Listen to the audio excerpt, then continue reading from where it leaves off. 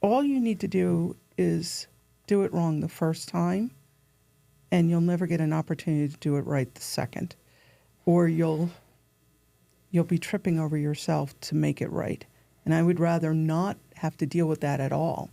I've been around the block long enough to know that actually takes more time for me to do it wrong in the long run.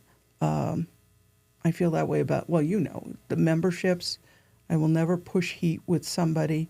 Unfortunately, I've had to follow people who push heat, and that scares me. I always hate following another person because I never know what they promised, what was actually delivered, and 9 times out of 10, it's a scary experience. It's a scary experience. So I try to make sure, that if you need something, I'm there for you. I put you in the right program. It's a moral imperative for me. Yeah. Well, welcome to Built in Vegas, the podcast where we spotlight the stories, strategies, and resources behind the businesses that make Vegas thrive. Whether you're starting up or scaling up, you're in the right place. Brought to you by the Video Podcast Studio. And one thing I've always found interesting with you is because I know you deal with a lot of people, but, and I recommend people, if you're going to join the Vegas Chamber, you need to join under Lita, because thank you. You make me feel like I'm the only person you work with. If I reach out, you respond quickly. You always have time for us. And, I feel like you don't get that with a lot of other representatives at any places, And so, I think you do a really good job of making people feel seen and heard. And because I always think about it, I'm I know how many people you I think the last count was over 500. Yeah. Just myself. Which is crazy because it's when I talk to you, I would never guess that because you make me feel like I'm one of the only people you're working with. But I know how many people you're working with, which is why I also try not to bug you ever. Well, that's bad too. Don't ever feel that way. The other thing for me is one of the things that I think I said it to you. If there's something you need, please tell me because unfortunately I do handle so many. The only way I reach out, and I reach out every 2 weeks approximately, is through the newsletter. If you don't tell me what you need, I assume you're good because I guarantee you I have another fire that I'm dealing with on the 2 doors down. It's impossible for us to keep in contact with everybody. We try, but there's just no way. It helps to have that initial conversation where people open up and they tell you what their needs are initially. It helps to try and do a yearly review, though we rarely get to do it. But the true thing is when you call, I actually look forward to it because it's oh my God, I haven't heard from him in a while. What can I do for you? Because I feel like I haven't done enough. I always feel like I never do enough. If I could clone myself, it'd be great. Then I could make those calls. But it's important that you keep in contact with your rep. And it surprises me how many people who join a chamber, any chamber, have no clue who their main contact is. It's sad. Unfortunately, every chamber suffers from time to time staffing issues.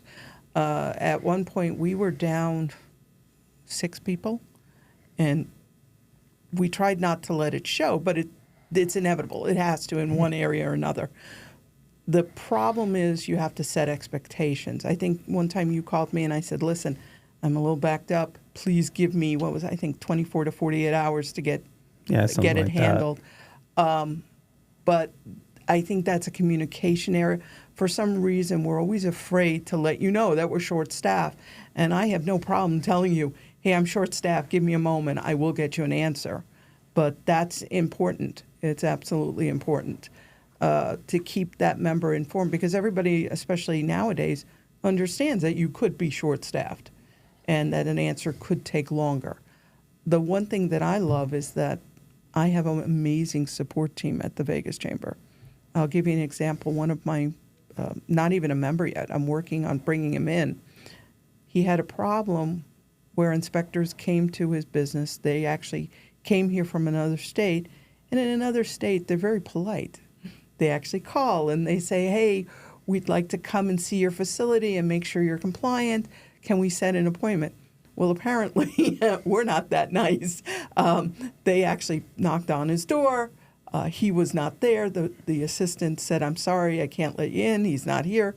You got to come back, but you're here. Went to a back door, did the same thing. Finally, they left, came back. He was there. He didn't know they were there. He wasn't ready for them. And they ended up writing him up a violation because he couldn't let them in. He just didn't have the staff to let them in. And their question to me was, is this a legitimate, because they were so aggressive, he thought they were trying to rob him. He didn't see any badges. They weren't very, so he reached out and I said, let me find out. Well, I asked our head of government affairs. Paul got me an answer right away. He goes, yes, I know it seems aggressive, but yes, they can do it. And yes, that person does work there and it's legit. So I went back and I told him, unfortunately, I got him an answer. I said, give me time. They're traveling, but we will get an answer. As long as you can tell people, I will get you an answer, one way or the other, that's helpful. They may not like the answer, but as long as you get them an answer. And we always try to help wherever we can. That's the whole point of any chamber should be. They're there to try and help you. Sometimes they can't. If you're talking about zoning issues, if you're talking about licensing, you have to go through the steps. It's sort of those things that if you don't do your own due diligence, there's not going to be much what we can do. But at least we can help you go, okay, apparently when we did further investigation, you missed step A and C. You did B, but you missed the 2. And at least that gives them a direction. What do you think is the biggest reason why businesses should be joining chambers? I'll try and give them to you in my order. One, the connection with other businesses. That whole point that not only to grow your business, because you have to talk to people to grow your business in this town. It's not like the old days where you could make a cold call and somebody says, yeah, I'll do business with you. We're such a transient town. They don't know you, and they're just not going to talk to you. You're going to work 10 times harder if they don't get to know you. So talking to other businesses, not only to grow the business, but as I said, to even get that feedback. Secondly, supporting what the chamber does. What people don't understand, especially with the Vegas Chamber, we're one of the top 5 chambers west of the Mississippi for our lobbying efforts. And the chamber is neither red nor blue. We always say we're green. Basically, all we care about is that Southern Nevada. That means the entire area stays pro-business. And we actually have a team that goes to our local government, our state government, and our federal, and lets them know the bills they're about to pass are either, yes, it's going to help business, or, whoa, Nellie, cut it out. This is going to hurt business. So part of your money when you join a chamber actually goes to those efforts. I believe it's 10%. And then lastly, there are other benefits. We're one of the few chambers that actually offers a health insurance policy available for any business. I believe the sweet spot is 5 employees or more. You can save on health insurance, and it's through a reputable company. There's 7 different plans. It's a wonderful opportunity to save some money because we pool everybody together, and that's how we get great rates. We also have a 401k program that has been around for a while. I just found out it's been around for 5 years. Boy, time flies. But that 401k plan is a discounted fee program. The state now has a mandate in place that you must offer a 401k plan if you have been around for 3 years and you have 5 or more employees. You have to offer something. Now, they're going to have their own plan. It's not that wonderful, but it's a plan. Let's just leave it there. It's a plan. The other is the one thing that an employer, the mandate does not stipulate that you have to match. So if you're worried, oh my God, I've got to match the funds, you don't have to do that. It's not part of the mandate. But that's another reason. there's also benefits that you could extend to your employees that people aren't aware of. We recently brokered a deal with University of Massachusetts where anybody who has kids, whether it be you, your employees, they can save on a college education through the University of Massachusetts 10 to 20%. That's huge. My daughter incurred a $40,000 debt trying to put herself through school, and she was very frugal. So just imagine if she could have saved 10 to 20%, that's a nice chunk of change. They also offer training for small businesses through University of Mass, and we are putting together a small business resource center. We've had something in place, but they're actually making it better. So there's a spot where you can go for questions on licensing, if you zoning, that kind of stuff. So we provide those resources. Those are the 3 top reasons why anybody should join a chamber. Now, is it right for everyone? Not necessarily, and that's okay. Eventually you'll get there. But you'll find, I'm never a big fan of free networking because what I've seen is you're in a room filled with people who, they're there because it's free. And it's not productive. If you're going to spend time networking, make it productive. I think you went to the last Nonprofits and Friends, which I know you were there. We have a series of networking that's based on industry. So there's 9 different industries, but on Friday we had Nonprofits and Friends. And we had about 75 people in the room. 90% were of the industry or related industry. And the whole point of that is, well, now you're talking to people who are your peers. Now, either they'll give you business, which is fabulous, but in the nonprofit world, they can give you advice, and I've actually seen that in place.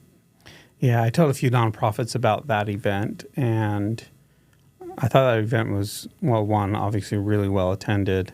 Oh, yeah. I thought the quality of the nonprofits there were really impressive, and I had a great time. I invited somebody out that were trying to get to join the chamber.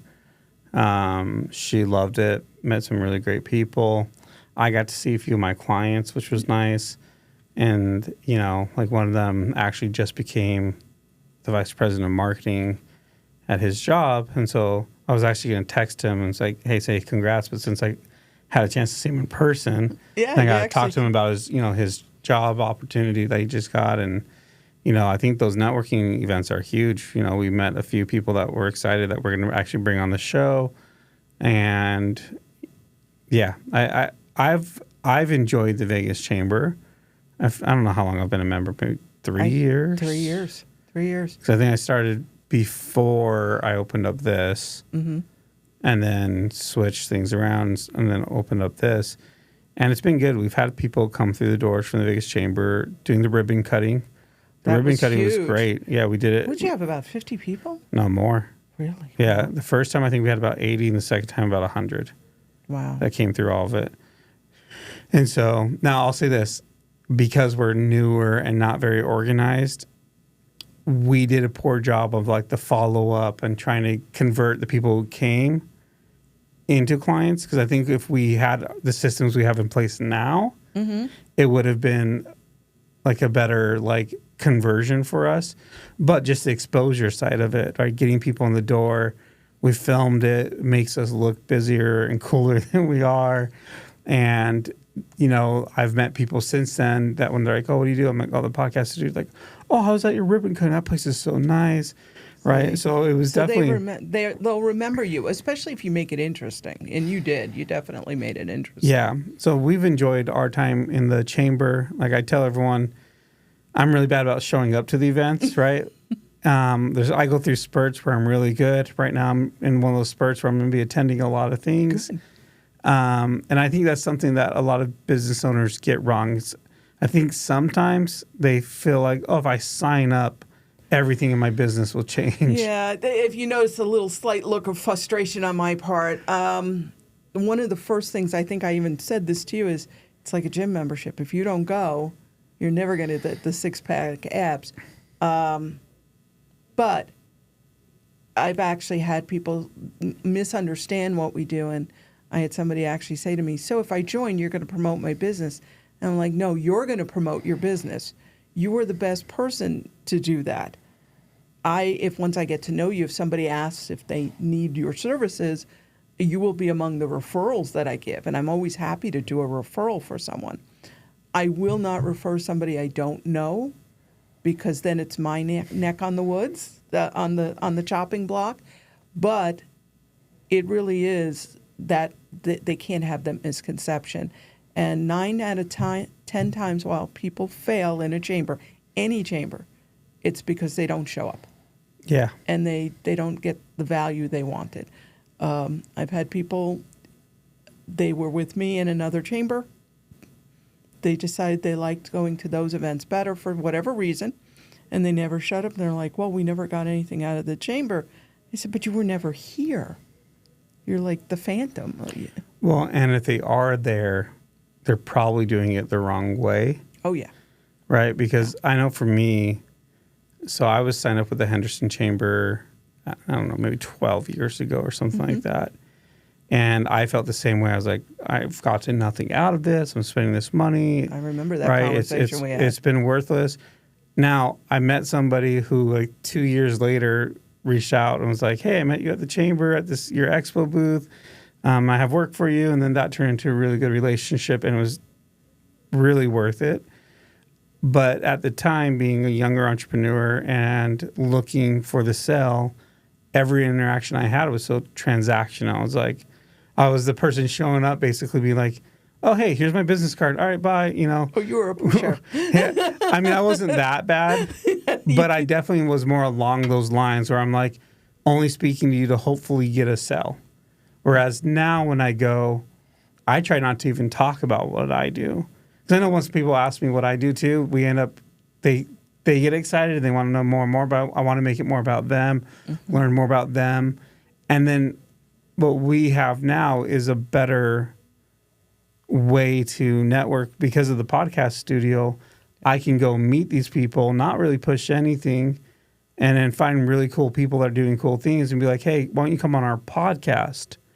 Then I get that one-on-one meeting, and it's not a sales pitch, and they get to see the space, they get to spend time with me, and that for us, that's a better absolutely pipeline. Well, it's like when we do Expo and we have Taste of Vegas. That's you've been to Expo, but for anybody who's never been there, Taste of Vegas is where our food vendors have an opportunity to hand out samples and talk to people. Pretty much that's it. And in exchange, we give them a free booth. They have to pay if they need electricity, but other than that, totally free. So what happened is last Expo, not this year, but last Expo, I talked to somebody after Expo, and they already had jobs lined up for catering because they're a caterer. They were handing out samples. People went crazy. It was the best thing since sliced bread. Ethel M Chocolate is at Preview and Expo every year. Their goal is actually to get more corporate accounts, and they like both events for that. They reach a different demographic at each one, but the whole idea is they don't talk a whole lot. They just hand them a piece of chocolate. Somebody's eating the chocolate. They say, by the way, do you ever buy gifts? We do that. So it's a side note. It's like thrown in. Nobody likes a meeting where they say, oh, here's what I do, and it's a one-sided conversation. Yeah. I think all chambers, including ours, need to do a better job of teaching people how to network, because nobody teaches you that. How many years did it take you to learn how to network? Yeah, I mean, it took me forever, but I also thought in my business that I wasn't transactional. And then opening this studio is where my eyes opened up to, like, because I put a big focus on relationship building in the studio. Mm-hmm. And the more that we did that, the more I realized how transactional I've been in my past with all of my clients. And I'm like, I'm not transactional. I asked them about their kids, but I only asked them about their kids when I'm like, by the way, is there any work for me? Right, Right. No, it worked all right enough, but it wasn't really real relationship building. Well, and you have to build those relationships because here's the funny thing. Before I came to the chamber, literally right before, I sold a program to mechanics. And what it was designed to do is help them get through a job quicker. So if you take too much time on a job as a mechanic, you actually lose money. So I don't know if you're aware of this, but there's something called book time. And there's actually books out there that say a job should take XYZ amount of time. And when you show the customer, that's all you can charge them for. So if you let's say the job takes 2 hours, according to the book, and you take 2.5 hours, you just lost a half hour's worth of money. Well, when you're transactional and not building that relationship, what I found, I would call these shops and I would first look them up to see what their specialty is for a couple of reasons. One, for talking points. If you don't do your background research, you're not going to understand these people. And when you're networking, that's your research. You're researching them. You don't want to sound like the Grand Inquisitor, but you're researching. Two, you could actually find their pain points. I've had some shops, I actually called one shop and I said, I told him where I was from, and he wanted to get me off the phone. And I said, totally fine, I get it, you're busy, but I got to ask one silly question. I looked you up online and I saw your outside sign and it says, you're a Yugo specialist. And this was back in 2016 when nobody had a Yugo. And he goes, where were you looking? That sign's like forever ago. That actually opened the conversation. I said, well, I told him where I found it. I told him how to fix it because I did the research because, trust me, I saw a lot of wrong information on shops. And he started to laugh and then he opened up to me. My whole goal was not to sell the product, but to let them know, one, I was here, and two, if they have something they're dealing with that's a pain, let me give you a free trial. I'm not going to take any info. Here's the free trial. A comment was made to me at the time by my then boss saying, you do the most amount of trials. And I said, I know, my sales take time. I don't believe in here's the sign on the dotted line, we're done. He goes, but you also have the least amount of cancels. That's what I was going to say. I was going to say it probably takes you longer, but the quality of the people signing up are probably better in terms of how long they stay on. Yeah. And that's kind of like the method that we do here in the studio as well. Is like, we're not really pushing sales. I don't really try to be like, oh, let's get you signed up today. It's more like, I like to ask them a ton of questions about what are they struggling with, what they're trying to do. The general message I typically have does connect with most of them, but not all of them. Sometimes it's like, oh, we just need a place to shoot content. And I'm like, okay. Then I'm not going to go down this whole spiel of like networking, this and that. I might mention it a little bit. But what we've had is, that sales cycle is different for every industry. And for us, sometimes it takes a year till the person's ready. Oh, yeah. But when they come, they're ready. here. They're ready. I actually, the funny thing is Grocery Outlet was at the event on Friday. They actually reached out on Monday and said, okay, we're ready. How do we sign up? And they weren't going to sign up for another month. But they realized, well, we're coming to visit anyway. We might as well start networking and get involved. But the issue is, if you try to rush the sale, your clientele knows you're rushing that sale. They know. Well, and your clientele can tell when you're desperate.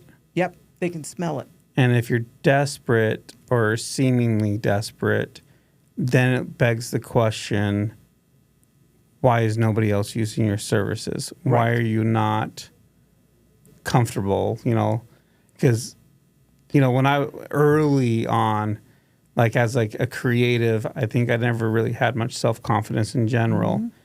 And it was really hard for me to be like, stay true to my pricing, to not appear desperate. And over time, I learned how, because I got a little bit busier. And once I was able to, I remember the literally like the transition of being able to kind of stand up for my prices and stuff. I got a phone call. This client's been wanting to work with me for like a year. And they're like, hey, we finally have an opportunity to work together. One of our like referral partners is going to pay for this. And I said, perfect. So they give me the information. The guy calls me up shortly after and he's like, I mean, I know people that'll do this for, $500, and we were charging $2,000 for photo booth, photos, and videos of this event, which is not a crazy price. No, that's very reasonable. And he's like, oh, I know people that'll do it for $500. I was like, then go. Right. He's like, well, aren't you going to negotiate? I was like, no. I was like, first off, $2,000 is already cheap. I don't need the $2,000. I don't need this project. So if you don't want to pay it, then that's fine. I'll take them off the calendar.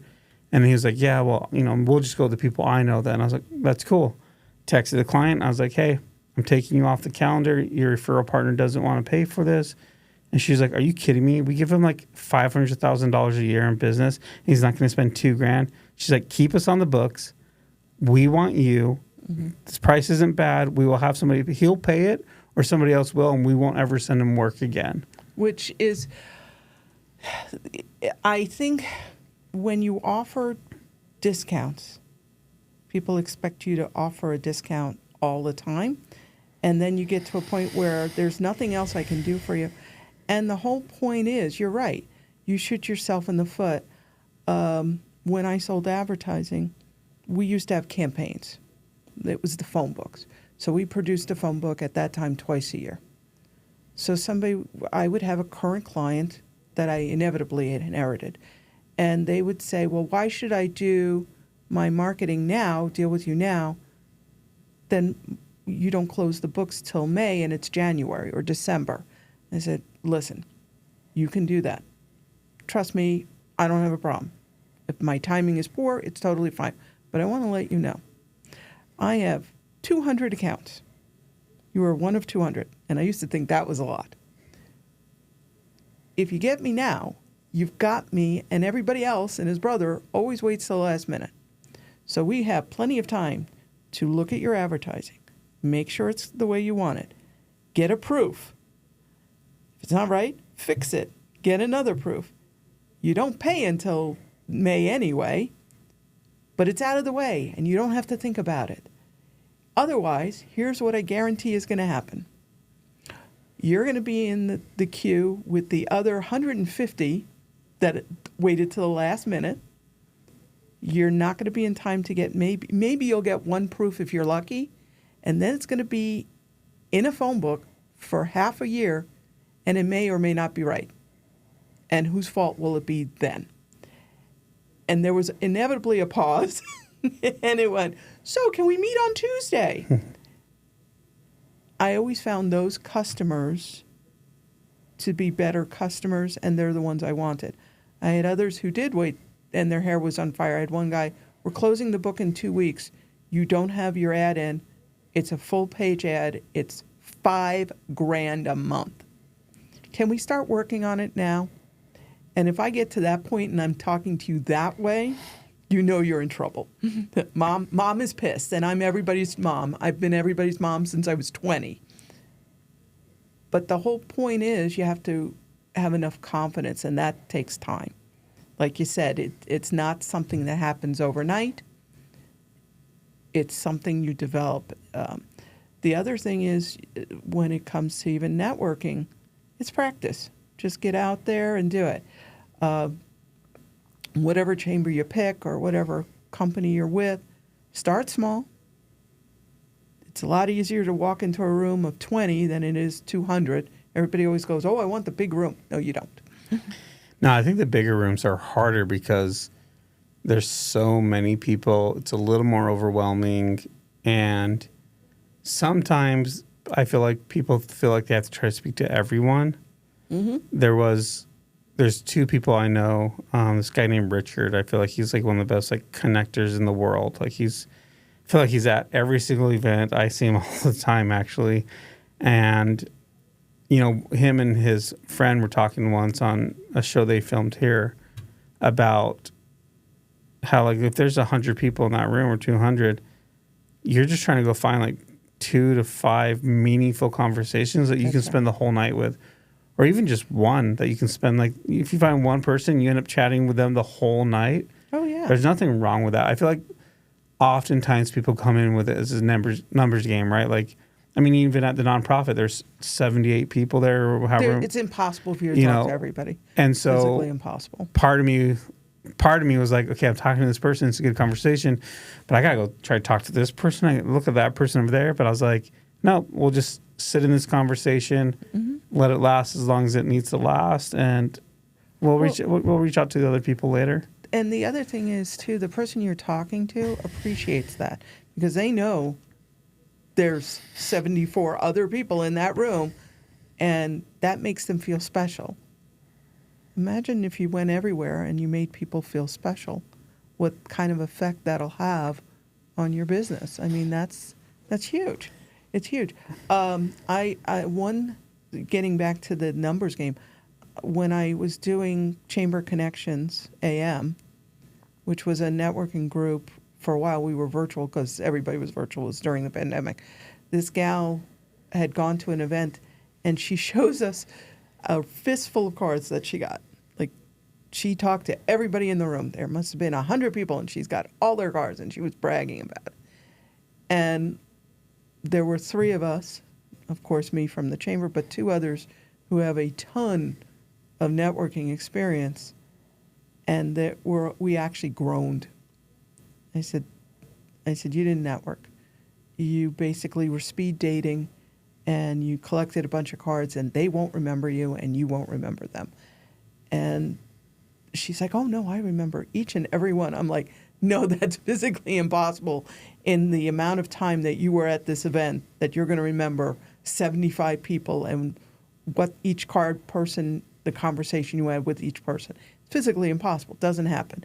And the longer you wait between connecting back with those people, the worse that memory is going to get. And it becomes subjective memory rather than true memory. So what I did was I actually asked the other 2 people, I said, what should her goals been, guys? And they said 5 to 7, just like you.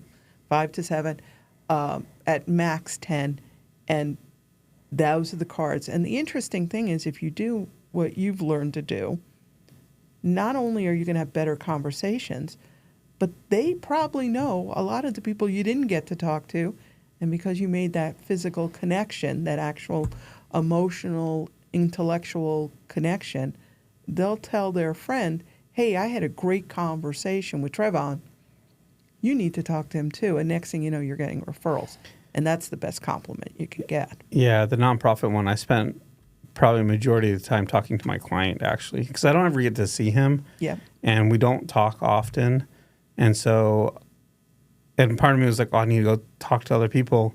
But I was like, dude, strengthening this relationship and just talking about his home life, talking about the Rays, talking about what shows are you excited about coming through the Smith Center, talking about like a bunch of different things, then allowed us to connect more. And he even brought it up because somebody else came by, or I introduced him to somebody, and he's like, oh, we love working with Trevon. And he's like, actually, I need to call you because we have some stuff that we need to do. So right? Which is great. I mean, I'm not trying to get him to that's say not like, hey, let's do goal, work. But but that inevitably will happen. But if I would have just been like, oh, hey, John, and then left. Yeah. And went like, sorry, other people are more important than you. You can't. And like you were saying, right? Like imagine if every day you made people feel like they're special. It's like, well, then imagine the opposite when you don't make them feel special. Right? Well, how does that hurt your business when, like, I always think about those people at the networking events that nobody likes. The person where you're in the middle of a conversation, they pop in, they're like, oh, hey guys, here's my business card, and then like basically leave. Oh yeah. Immediately you're like, yeah, that's in the garbage. I probably won't remember them, and if I do, it's not going to be a positive memory. Oh no. The other thing is too, and what's nice is, a lot of people have multiple businesses. You yourself have technically multiple businesses. When you go to an event, my biggest advice is just pick one. Pick one. Because I'll never forget one of my first networking as a chamber rep. I went somewhere, and this man trapped me for a half hour. And now I'm with the chamber 8 years, and I still remember the conversation, but not as a good example, like you were saying. I made the mistake. I said, "So what do you do?" And when somebody says to you, "Well, I do so many things." Right. That was my expression. I went, "Oh, God, what did I open up? What Pandora's box did I open up?" So for a half hour, he bounced between different things he did that, to be quite frank, didn't even relate to each other. And by the time the half hour was done, I basically said, "Listen, I'm so sorry I have to go. Thank you very much." And I started to pull away, and he went, "Do you want my card?" And I went, "No." Now, for a chamber person to say that, that's very bad. I didn't realize how bad it was at the time. I was brand new with the chamber. I don't advise that for anybody, and I would never do that now. And he went, "Why?" I said, "Because you don't know what you want to be when you grow up." Now, that was brutal. That's very brutal, and never would I say that now. But looking back on it, it really is the best advice. Pick one thing. I think that's very common in younger entrepreneurs, right? Especially this younger generation of entrepreneurs, because on social media they see these people, I have 8 streams of income. And it was definitely something I don't want to say I struggled with. So I was never horrible at it, but it's like, okay, I have my main thing. Oh, let me start this side business. And as an entrepreneur, it's really easy for us to get excited because we see, oh, I can make money over here. Right. But the problem is if you're not focused on one thing, not even just when you're at a chamber event, just in general, then none of them will be successful. We had somebody in the studio the other day, actually, and this girl that kind of works here, it was like her client or whatever. And I introduced myself and I was like, "Oh, like, what do you do?" Right. And the same thing's like, "Oh, well, I do this, I do that, I do this, I do that." And it's all this stuff to like make himself sound bigger and better or whatever. And I was like, "Oh, that's really cool." And when, they left, she asked me, she's like, "Well, what do you think?" I was like, "He probably makes no money because he does too many different things." I was like, "So none of those things are successful." "Oh, but he does this." I was like, "Yeah, but he also does 17 other things. So how good could he be at that?" It's also what is his focus? Because when you're hiring somebody, let's be real. If you hire a carpenter, it's because you need carpentry work. There are handymen out there, but if you're hiring a carpenter, it's because I need something either built, fixed, or redone.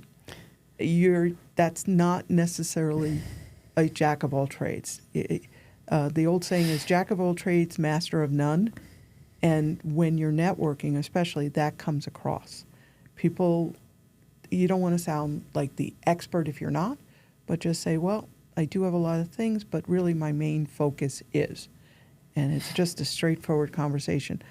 It's very easy, and I'm guilty of it too, where we get excited and we bounce around. I think sometimes too, it's coming from a place of insecurity. Like you're trying to make yourself sound like you are more successful. Yeah. That's definitely part of the reason why I did it. I'm like, "Oh yeah, well, I do this and I do that," when I used to do it. And even now, like I was talking about this to the other day, because technically, I run 2 businesses right now. They're both in the same field. It's all video, but they're completely different things. But the priority for me is the studio. And I would say that like probably 60 to 70% of our clients in the studio don't know that I currently can do full-on production. They think we're just podcasting because most of them also aren't the clientele that I would even try to get to use it. They wouldn't be that person for you. But also, we want them to know, like, we're your guides. We're here to support. This is all we do. And it really is. I mean, this is the majority of my day. This is the majority of my time. The production stuff is really just a few clients that I've had for years that call me. Like, I don't go looking for work anymore. It's just like, they're like, "Hey, I got this project." I'm like, "Okay, cool." And so I'm not doing it anymore, but it's slowly kind of fizzling out. So yeah, when I go to networking events, the only thing I talk about is studio.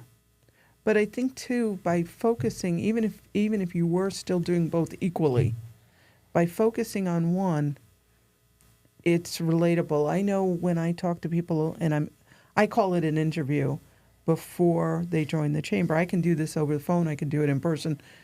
11 years of phone telesales. I'm really good on a phone. But they're like, tell me about the chamber. I'm like, I'm happy to do that. But do you mind if I ask some things about you first? Because we do so many things. I want to start with the stuff that'll interest you rather than the stuff that you only have their attention for a short period. If I start with the stuff that doesn't interest you, I've lost you before we even get to that stuff. And that would be a shame. So by getting back to how you network, by finding about the person, focusing in on one thing, now you can relate it because inevitably they're going to turn around and go, well, what do you do? And then the conversation changes. A lot of times, even if you don't know someone, you may not get to what anybody does. You just build the relationship. And in this town, that's vital. You have to build that relationship, because once you understand the person, you may not even want to work with them. Well, you've had that, I'm sure. You talk to somebody, you're like, oh, this person's going to be more headache than they're worth. I wish them well, but please don't come to me. And that's not to sound snobbery. It's just not going to be a productive relationship. Well, some people are a better fit for other places. Right. I was talking about that with my wife last night, because we're talking about some potential memberships we have signing up, and there's some people I just barely met with. And I can already tell they're going to just be not our ideal client. They're going to take up a lot more time. They're not going to spend a lot of money. Mm-hmm. And they're going to expect the world. They're going to expect more attention than people paying the top package. And when we don't provide it for them, they're going to feel like we've mistreated them, even though they're getting what they paid for. Exactly. And we're taking care of them. And so I told my wife, I was like, yes, I know we want the revenue. We want to build our memberships. But at the same time, I want to bring people in here that I know, one, are going to be grateful for our service, and then two, are a better fit that we can help them the way that they need to be helped. And if we're not the right fit, then they should go somewhere else. And so we're probably going to connect them to a few different people or set some very clear boundaries. But even in doing that, never works. No, because people have selective hearing. Yeah. The shame of that is, if you notice, I never say anything bad about any chamber. I would never say anything bad about any chamber. The belief that I have in my bones is you have to go and work with people that fit your needs. If I don't fit your needs, if you don't fit their needs, there's somebody out there for them, and they'll click and it'll be great. There are others that if you're not great, all you're going to do is to put a bad taste in their mouth, and that's not good either. It's hard to set expectations, especially with that selective hearing, because people hear things that they want to hear and not what you're saying sometimes. So reinforcing that's a big part of what anybody should do in any business. But the best thing is just to wish them well. I had somebody recently decided not to join our chamber, and they were joining an organization that was based on what they did. And I said, that's wonderful. Should you ever change your mind, we're here for you. And that's probably a better fit anyway, and I agree with you, based on what you do and who you are. And he was shocked. I don't know if maybe he was using it as a negotiating tool or what, but I've gotten to that point where I want to make sure it's a good fit. It has to be a good fit on both sides. Yeah. Well, it's like you said, right? Like, I think all the chambers are a little bit different. Mm-hmm. And within the chamber, right, the Vegas Chamber specifically, there's different events that bring out different people. Absolutely. And so you kind of have to go to all of them to see where am I the most comfortable at and where's the best fit for me to build relationships and ultimately drive leads to the business, right? Because anytime anybody asks me about the chamber, one, I always recommend the Vegas. And once again, I always say, if you're going to, let me know and I'll connect you to Lita, because you shouldn't sign up under anybody else. And I always tell them, I'm like, look, some events you're going to go to, you'll probably feel like, what a waste of time. The people in here are too small, or the people are this or that, right? And that's fine. They have a bunch of other events, and you got to find out what events it is. Maybe ribbon cuttings are better for you. Or maybe, like, I like your events, the and Friends ones. I've always enjoyed them. I feel like the quality of the people for me is really good. Yeah. And so it's always really cool people. Sometimes actually some of my clients are there. You know, the Vegas Chamber, I'll say, is the organization where I saw the fastest results in a chamber, where I think within, like, once we had the studio open, it was almost every event I went to, I got like a new customer, it felt like. Well, thank you, but don't tell people that. I know, and which isn't common. Results may vary. Exactly. Results may vary. But, you know, it's really interesting you said that, because I remember one particular member actually said something to me. He goes, I hated this event. I went to this event and I said, okay, so you're going to a different one, right? And what do you mean? I said, look, same thing. There's a reason Baskin-Robbins has so many flavors. Everything isn't for everybody. Keep trying. You're going to hit the one you like. And he did. And he's like, oh, my God, listen. If you pick the brain of your rep and and also your ambassadors, because everybody gets an ambassador, and they're the most underused resource there is. The key is to try everything at least once, if not twice. I'm a huge fan. You know me. I'm a huge fan of ribbon cuttings, because that's a great way of bypassing gatekeepers, and you get to meet principals at any ribbon cutting. They're always there. Somebody either owns the business, they're COO, CFO, they're going to be there. So if you're calling a business and if you're not good with gatekeepers, and that's a different skill that needs to be learned, but not everybody's good with gatekeepers, go to ribbon cuttings. But try everything at least once, if not twice, and you'll find the ones that work. The interesting thing is, I know myself, when I network, I like small groups. You get over 100 people, and now I'm with the chamber 8 years, 100 people all in one room. It's overwhelming for me. It's one of the reasons I love to host an event rather than go to networking. My boss laughs at me. Other people love, the more in the room, the better. They feel alive. It's great. You're going to find what works for you, and you did. You've gone to a lot of things. I even like our government affairs committee meetings. Sitting in on those, you never know who's in that room. It's a great way. It's a great way. Well, and that's the thing, too. Like, you might feel like, oh, well, all the business owners are too small for my services here. Okay, well, then sign up for the President's Club. Yeah. Oh, well, President's Club is the gem. It's interesting. If you're targeting C-level executives, not even necessarily big companies, but more influential companies, deeper pockets, it's a way of getting past the gatekeeper, because they only send their C-level executive to the event, and they have their own exclusive events. So you're not going to see the financial planners. You're not going to see the realtors. If they're not your target, they're wonderful people. But if they're not your target, then you're wasting time by being in events with them and not with your target. And everybody has a target. No matter what they tell you, everybody has a target of who they're trying to reach. And you have to, that's one of the biggest things, is know who your target is. But yeah, the Vegas Chamber does an amazing job of President's Club events. In fact, within the next 2 months, I would say we have 5 President's Club events scheduled. So one of the most active chambers. Now, just in this week alone, not including ribbon cuttings, I believe we have 4 or 5 events, just off the top of my head. And with our chamber, the one thing I always tell people, please check the calendar, because it's changing daily. I send out a newsletter typically every 2 weeks. I'm a big stickler for events. I post every event that I see when I'm doing the newsletter. Is it going to change? Sure. It's going to change daily. We've got coming up, just off the top of my head, we have a power luncheon with the 3 mayors coming up. We have something brand new, which we never had before, because there's a North Las Vegas is growing like a weed. Actually, I shouldn't say that.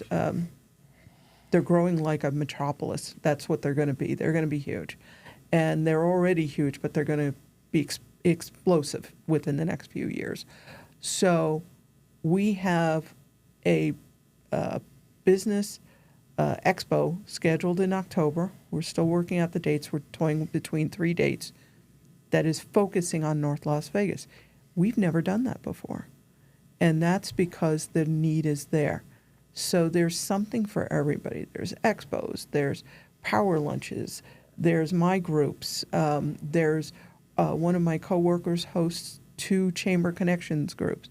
We have something called speed networking, which is like dating, literally. I haven't been to that yet. I do want to go. That's fun. I've heard a lot of people say that they like the speed networking because you get to meet a lot of people. It's quick. And if it's like a crappy conversation, like the person is going to be done real fast. Real fast, because she actually has a bell and she goes, ding, yeah, ding. So I do want to try to get out to one of those. I mean, yeah, you definitely need to look at the calendar for the chamber events. I do that when I get in my spurt of like, okay, I'm going to go out. I just pull up the calendar. I'm like, okay, that looks interesting. That looks interesting. Ooh, that type of business would be cool. They're doing ribbon cutting. I do like the ribbon cuttings. It's cool to go because you get to go just celebrate the people. Oh, yeah. And then for me, when I did go to them, I haven't been to one in a while, it'd be like, cool, hey, congrats, you just opened this. I'd love to help you out and promote it. Why don't you come to the studio and we'll give you some free content? And, let's just, they're all about it. They're like, yeah, let's do it. That's awesome. Yeah, so let's try to help where we can. I do like the expos. I missed the last one because I'm not on top of things. And you send out the information. It's just I get months in advance. And I remember I was like, oh, when's the next one? You're like, it's tomorrow. And I was like, oh, yeah, I can't be there. But I do like I like having a booth at the expo. We did it the one time, and that was great. We met really cool people. Once again, I think the biggest struggle is, especially if you're smaller like me, is having a way to follow up better, right? Because everything's in the follow up. That's it. Right? You get people excited, but if you're not following up fast enough, if you're not building those connections with them quickly, right?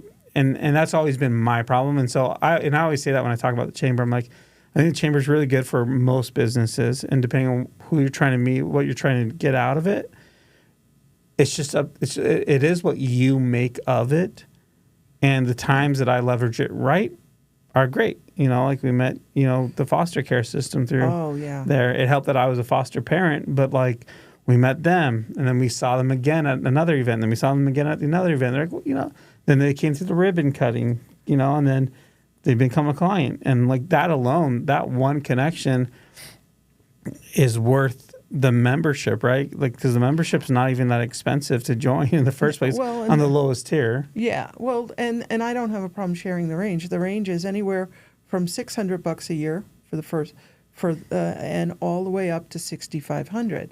So depending on what your goals are, there's something for everybody. Again, you got to use it.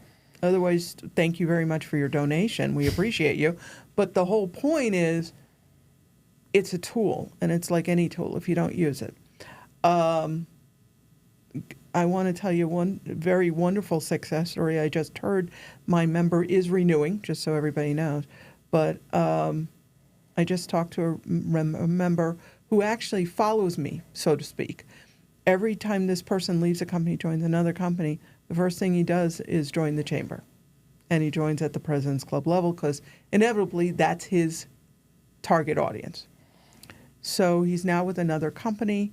He said, Lita, just to give you a heads up, we are renewing, and I need to figure out how to get more involved. I want to be an ambassador. But I do want to tell you a success story. I have made a connection with another company through the chamber. Wouldn't have gotten that without, and they have given me $80,000 in business. Now, granted, we're talking his is not cheap service anyway, but $80,000, I've gotten some loyalty from this gentleman. So he's like, I know I have to be in the meeting with my target audience. And if you're going to events and you're not in your target audience, you're wasting not only time, and time, even more so than money, for an entrepreneur, is your most valuable resource. You cannot waste time. Yeah. Well, and even if you're not selling an expensive service, right, because ours is $299, it's been worth it, right? Yeah. because we do the $600 one. And once again, meeting DFS or CCFS now, I mean, they've 20 times that investment. Yeah. Well, every year. I think I told you about my carpenter, because carpenters are in my head. He handed his business card out at an event, and he's like, oh, well, there's 50 cents I'll never get back. Because this person point blank said, I don't need you, but I have a buddy. They're remodeling their house. Can I have your card? 4 months later, he gets a call from the buddy, and the buddy says, I just finished remodeling my house. I need built-ins. Can you give me a quote? Well, that was an $8,000 deal. He's like, yep, that works. And he's gotten a couple of that. And he's learned that, yeah, if I hand my card out, it's not necessarily a bad thing. Before he was transactional, are you going to do business with me? You have to learn that it's not always transactional. It's relationship-wise. And it's a time thing. Yeah. Right. It just takes time. Like even with DFS, they were pumped when we first talked. And then I saw them at another event, and they were still excited, but we just didn't make anything happen. Right. And I invited them out to the ribbon cutting. They loved the space. And then I think it took another 3 months before something happened. Like everything is just time. Like the connections, if you're building real relationships and you're building connections, Yep. it doesn't matter. It's not going to happen overnight. Sometimes you might get that immediate gratification. And we've seen that sometimes at the events where it's like we met one person and then, 3 days later they're in the studio and they're like, okay, yeah, we want to book. And I'm like, okay, cool. But most of the time, right, it's going to be 3 months, 6 months, a year later, because you built that relationship with them. When the timing works out, they come to you. Yeah. Like we've had people come through the studio that we've invited on our podcast, and our podcast is never like a hard pitch to become a client, but it's a way to, introduce them to what we do. And like a year and 3 months later, this lady, I haven't spoken to her since, was like, hey, I got 2 clients ready to start a podcast. We want to bring them to your studio. We want the highest package you offer. And we signed them up. But it took a year and something, right? And I think that's something that business owners need to remember when it comes to the chamber, when it comes to marketing, when it comes to business in general. It's just time. Yeah. We want this immediate gratification, but that's not how business works. Well, I used to say, especially when I was advertising, if you push the sale, sometimes you push it away. So if you take a more laid-back approach, people know, like you said, you're not desperate. They know you're there for them. They'll reach out to you if they need you. You were a different character, but I've had people that I've talked to where I said, listen, I don't want to forget about you because my schedule gets a little crazy, as you know, and as you experience yourself. But I also don't want to forget about you. I want to put you on my calendar just to pop my head in and see if you need anything. They go, oh. I said, when should I do that? That does a couple of things for me. One, yeah, I want to know when I should follow up, because if I don't put you on the schedule, guaranteed I'm going to forget about you. I had somebody, unfortunately that happened, and 3 months later I reached out. And they're like, oh my God, we hadn't heard from you in 3 months. I said, I'm so sorry I didn't put you on my calendar. I was a relatively new sales rep at the time. And then the other thing is it forces them to actually go, oh, when will I be ready? Because they're not asking that during your conversation. It's never, they don't consciously do that. Now they can go, oh, you give them a second, you wait for the response, and they will tell you when they're ready. And you put them on the calendar. Okay, so if I don't hear from you by this time, I'm going to reach out. If there's anything you need, please call me. I'm here. But otherwise, I'm not calling you till that date. And then that makes them at ease. Now, I've had people, it works, it always works well, because when you do call, you start the conversation. Hey, I told you I'd call today. I'm just poking my head in. How can I help you? And I had training once where they said, oh, never say I'm poking my head in. I just want to check in on you. No, it's okay to check in. You have to. That's called sales. The other thing is, people don't like to tell people they like no. And You need the no. I know it sounds crazy. Nobody wants a no, but they need a no. You need a yes or no.